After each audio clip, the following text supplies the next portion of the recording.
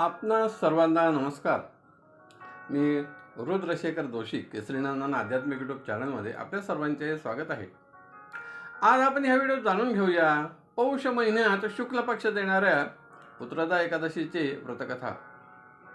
एकादशी व्रत हे एक श्रेष्ठ व्रत आहे जे मनुष्याला, गृहस्थी व्यक्तीला त्याच्या सर्व इच्छा पूर्ण करून देते. किंवा हे व्रत यथा सांग व्रत नियमानुसार केले तर त्याच्या सर्व इच्छा पूर्ण होतात. प्रत्येक एकादशीचे काही ना काही वैशिष्ट्य आहे. त्याप्रमाणे ह्या एकादशीचे देखील वैशिष्ट्य आहे. या एकादशीचे नाव आहे पुत्रदा एकादशी. पुत्रदा याचा अर्थ पुत्र किंवा संतान प्राप्त करून देणारी. म्हणून ज्या पती पत्नीचं संतान नाही त्यांनी संतान प्राप्तीसाठी हे व्रत अवश्य करावे. या व्रतामुळे केवळ संतान प्राप्तीच नव्हे तर भगवत प्राप्ती देखील होते. मनुष्य जीवनाचे ध्येय म्हणजे भगवत प्राप्ती आहे व ती या एकादशीच्या व्रतामुळे प्राप्त होते. तसेच संसारातील सर्व भौतिक इच्छा पूर्ण होतात. ह्या एकादशीची व्रतकथा याप्रमाणे आहे.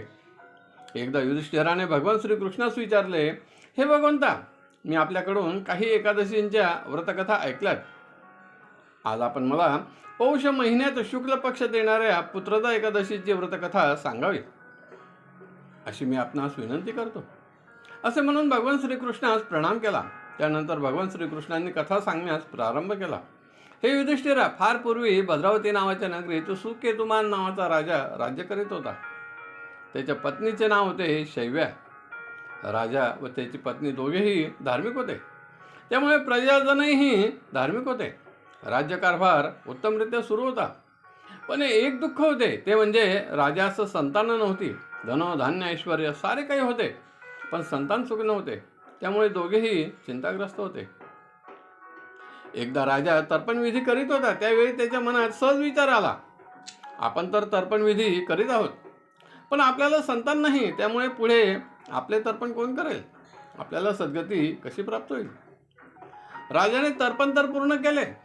नंतर काही दिवसांनी तो एका जंगलात गेला. त्याच्या मनात आत्महत्येचे देखील विचार येत होते. पण एक मन सांगत होते, आत्महत्या करणे पाप आहे.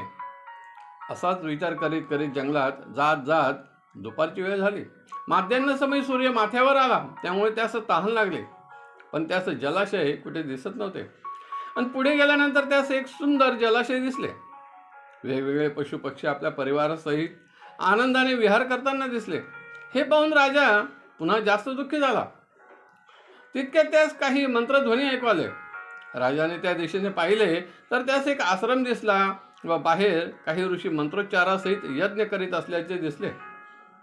राजा तेथे गेला. तेव्हा राजाने त्यांच्याकडे जल मागितले. ऋषींनी त्यास जल दिले.